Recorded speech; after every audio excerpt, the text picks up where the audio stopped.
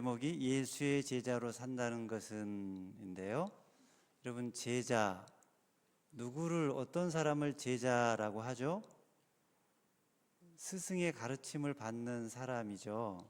단순히 스승의 가르침만을 받는 것이 아니라 스승과 함께 거하면서 스승의 생각과 행동, 가치관, 태도, 자세, 이 모든 것들을 자기의 것으로 체화하는 훈련을 받은 사람을 제자라고 합니다. 그렇다면 예수님의 제자는 어떤 사람입니까? 예수님의 가르침을 받는 사람, 단순히 예수님의 가르침만을 받는 것이 아니라 예수님과 함께 거하고 예수님의 생각, 예수님의 가치관, 예수님의 행동, 태도, 자세, 이 모든 것들을 자신의 것으로 체화하는 훈련을 하는 사람을 말하죠. 그래서 그를 보면 예수가 보여지고 그를 보면 예수가 생각나는 사람, 그게 예수의 제자입니다. 제자 훈련은 그 훈련이에요. 예수님을 따르는 훈련, 예수님을 닮아가는 훈련. 자, 그럼 우리가 왜 예수를 따르고 왜 예수를 닮아가야 합니까? 왜 우리를 보면 예수님이 보여지고 왜 우리를 보면 예수님이 생각나야 합니까? 그 이유는 세상 사람들이 우리를 통해서 예수를 보기 때문입니다. 오늘 본문 요한복음 18장 19절 말씀을 보면 대제사장이 예수에게 그의 제자들과 그의 교훈에 대하여 물으니 그랬죠. 그러니까 예수님이 대제사장 안나스에게 끌려와서 신문을 받으시는데 안나스가 먼저 제자들에 대해 묻고 그 다음에 예수의 가르침에 대해서 묻는 장면이 기록된 거예요. 자, 보통은 먼저는 누구에 대해서 먼저 물어야 하냐면 예수님에 대해서 묻는 것이 순서예요. 그러니까 예수님의 가르침에 대해서 먼저 묻고 그 다음에 제자들에 대해서 묻는 것이 순서일 것입니다. 그런데 안나스는 제자들에 대해서 먼저 물은 거예요.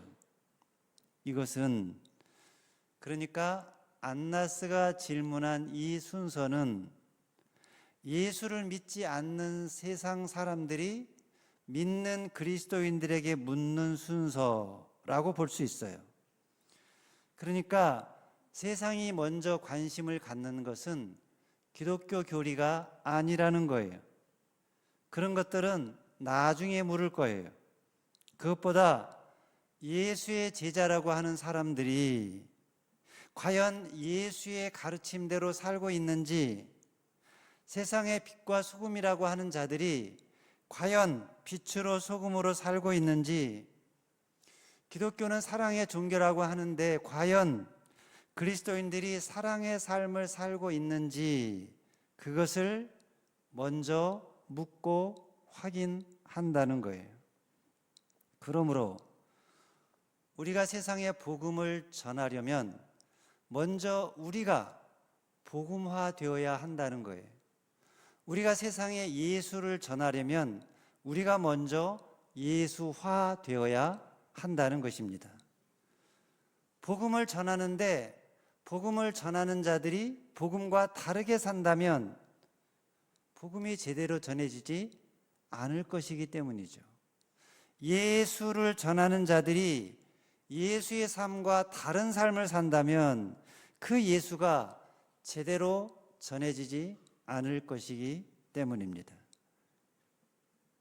그러나 예수라는 말을 하지 않더라도 복음을 말로 전하지 않더라도 그의 삶이 복음이 되면 그의 삶에서 예수 향기가 난다면 저절로 복음이 전해질 것입니다. 이와 관련된 감동적인 간증이 하나 있는데요. 일본이 미국 진주만 공격을 하기 전에 미국 샌프란시스코에 이민해서 살고 있는 일본인 부부가 있었어요. 이 일본인 부부가 샌프란시스코 근교에서 장미 농장을 운영하고 있었는데 이 일본인 부부, 이민자 부부 옆에 스위스에서 온 또 다른 이민자 부부가 있었습니다. 그 부부도 역시 장미 농장을 운영하고 있었는데 두 집의 농장 모두가 잘 되었어요. 그리고 두 가정은 서로 좋은 이웃으로 지냈고요. 차도 함께 가끔씩 마시고 장미를 키우는 것에 대한 정보도 함께 공유하고 또 여러 차례 샌프란시스코에 나가서 같이 장미를 팔기도 했습니다. 근데 스위스에서 온 이 부부는 믿는 그리스도인들이었어요. 그래서 기회가 있을 때마다 일본인 부부에게 예수 믿으라고 복음을 권했는데 그때마다 이 일본인 부부는 그냥 조용히 웃기만 할 뿐 반응이 없었어요. 그러다 1941년 일본이 진주만을 공격을 하게 되었고 그러자 미국 정부는 미국에 온 이민자들을 다 수용소에 집어넣었는데 이 일본인 부부도 콜로라도 수용소에 들어가게 되었어요. 이 일본인 부부는 그동안 열심히 가꾼 장미밭, 장미 농장, 삶의 터전이었던 장미 농장을 그대로 둔 채 콜로라도도 떠나는 것이 너무나 가슴이 아프고 거의 절망적이었어요. 그러자 그들의 모습을 보면서 옆집 이웃이었던 스위스인 부부가 위로하며 말했어요. 걱정하지 마세요. 저희가 대신 당신의 농장을 잘 돌보겠습니다. 근데 이 일본인 부부는 겉으로는 고맙습니다 라고 인사를 했지만 속으로는 미심 찍었어요. 정말 저 사람들이 우리 농장을 잘 돌봐줄까? 아니면 우리 농장을 가지고 저 사람들이 다 차지해버리는 것은 아닐까? 근데 이런 걱정을 눈치챘는지 스위스인 부부가 그렇게 말합니다. 걱정하지 마세요. 저희를 믿지 못하겠다면 저희가 믿는 하나님을 믿으세요. 그리고 이제 일본인 부부가 수용소에 떠나게 됐어요. 2년이 지나서 콜로라도 수용소에서 이 일본인 부부가 나오게 되었는데 샌프란시스코 기차역에 딱 도착하는 순간 깜짝 놀랐어요. 왜냐하면 그 스위스인 부부가 환영합니다라는 큰 플래카드를 들고 자기들을 환영하고 있었기 때문이에요. 근데 더 놀란 것은 집에 갔을 때예요. 집에 와보니까 자기들의 장미 농장이 너무나 잘 관리가 되어 있었고 거기에 아름다운 장미가 피어 있었어요. 집으로 가서 부엌에 들어가 보니까 테이블 위에 장미가 한 송이 딱 놓여 있었고 그 옆에 예금 통장이 놓여 있었는데 예금 통장을 열어봤더니 그동안 이 스위스인 부부가 자기들의 장미 농장을 운영하면서 거기서 나온 수익금을 모두 다 그 통장에다가 저금해 놓았던 거예요. 그리고 그 통장 옆에 카드가 하나 있었는데 그 카드에는 이렇게 적혀 있었습니다. 하나님은 당신을 사랑하십니다. 당신은 새롭게 시작할 수 있습니다. 이 편지를 보고 일본인 부부가 너무나 감동을 받았어요. 감격을 했어요. 그래서 이렇게 말했다고 합니다.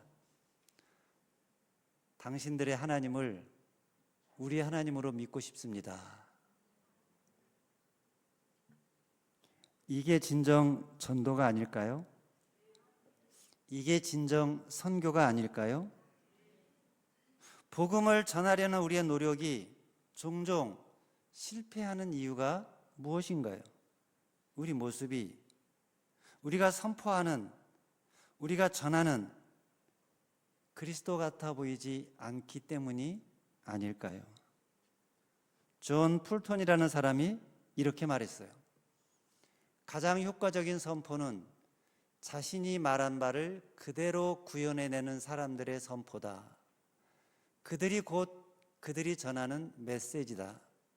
그리스도인들은 그들이 말하는 것과 같은 모습이 되어야 한다. 한 힌두교인 교수는 이렇게 말했어요. 그리스도인들이 예수님처럼 산다면 인도는 내일이면 너희의 휘하에 있게 될 것이다. 그렇지 못한 이유는 그리스도인들이 모습에서 그리스도가 잘 보이지 않는다는 거죠. 그 삶에서 그리스도가 보인다면 강력한 영향력, 한 인도라는 그 엄청난 나라도 다 그리스도의 희하에 들어가게 될 것이다. 그렇게 말을 한 거예요. 그 무엇보다 그 모습에서, 그 삶에서 예수의 가르침이 느껴지고 예수의 성품이 보여지는 삶, 그게 진정 전도라는 거죠. 저는 저와 여러분들의 삶이 그렇게 되시기를 바랍니다. 어떻게 하면 우리가 그렇게 될 수 있을까? 어떻게 하면 우리가 그렇게 살 수 있을까요? 우리의 마음이, 우리의 생각이 늘 예수님을 생각하는 거죠. 예수님으로 가득 차 있는 거예요. 늘 그 마음의 중심에 예수님을 모시고 사는 것입니다. 예수님이라면 어떻게 사실까? 예수님의 마음은 어떤 마음일까? 어떻게 하면 나도 예수님의 마음을 가질 수 있을까? 성경을 보면서, 큐티를 하면서, 기도를 하면서 늘 그것을 생각하고 그것을 묵상하는 거예요. 제자훈련 받는 분들은 성경을 읽으며 큐티하며 기도하는 속에서 늘 그것을 생각하고 묵상하고 실천하는 것이고, 제자훈련을 받지 않더라도 삶 속에서, 가정에서, 일터에서 그것을 늘 생각하며 사는 것입니다. 그래서 그렇게 늘 생각하고 묵상하고 살다 보니까 나도 모르게 그 모습에서 어느 날부터인가 예수님의 모습이 보여진다면, 나도 모르게 그 모습에서 어느 날부터인가 예수님의 마음이 느껴진다면, 그게 진정 예수의 제자라고 할 수 있겠죠. 그렇습니다. 예수님은 말로도 행동으로도 보여지고 증거되어야 하지만 꼭 말을 통해서만, 행동을 통해서만 보여지는 것은 아니라는 거예요. 이와 관련해서 데이빗 왓슨이 쓴 제자도라는 책에 보면 이런 글귀가 나옵니다. 당신의 말을 통해서만, 당신의 행위를 통해서만은 아니다. 지극히 무의식적인 방법으로 그리스도가 표현되는 것, 고요하고 평화로운 웃음인가? 거룩한 빛이 당신의 눈에서 흘러나오는가? 당신이 그냥 웃을 때 나는 그가 함께 계심을 느낀다. 나에게 중요한 것은 당신이 가르치는 진리가 아니었다. 다만 당신이 나에게 왔을 때 나는 그를 느꼈다. 당신의 눈을 통해 그가 나에게 인사했고, 당신의 마음을 통해 그의 사랑이 빛났다. 그때 나는 당신을 통해 그리스도를 보았다. 제가 가끔씩 어떤 분을 만날 때, 그분의 눈을 볼 때 그 눈빛 속에서 그리스도가 느껴지는 분들이 있습니다. 그냥 바라보는데 그리스도의 사랑이 느껴지는 거예요. 그가 나를 바라보는데 그리스도께서 나를 바라보는 것 같은 그런 마음이 느껴지는 거예요. 그때 마음이 감동이 되죠. 아무 일도 하지 않았는데, 뭘 주지도 않았는데 그냥 바라보는데 그 눈빛 속에서 그게 느껴지는 거예요.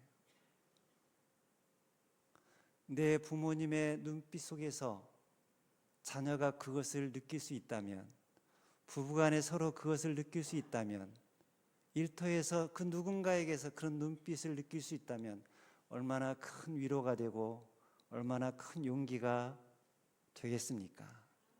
저는 저와 여러분들의 삶이, 저와 여러분들의 눈빛이 그렇게 될 수 있기를 바랍니다.